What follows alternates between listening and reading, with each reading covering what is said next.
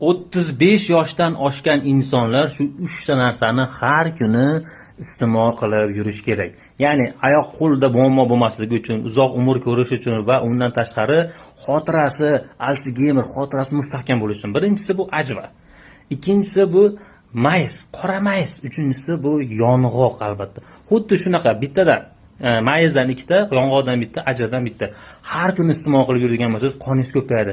Tabiiy energiyani o'zingiz olasiz, energetikdan olmaysiz. Ya'ni talab qilmaydi. Immunitetingiz baquvvat bo'ladi, teringiz zo'r bo'ladi, chiroyli ko'rinasiz, yosh ko'rinasiz.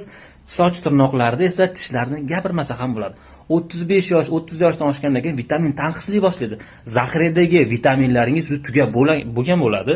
Ushbu narsalardan, ushbu vitaminlarni olishingiz mumkin. Sog'lom turmush tarziga amal qiling. 3 ta maqsad doim iste'mol qilib yuradigan bo'lsangiz, sizdan sog'lom inson bo'lmaydi. Shu videoni 30 yosh, 35 yoshdan oshgan tanishlarga jo'natib qo'yamiz.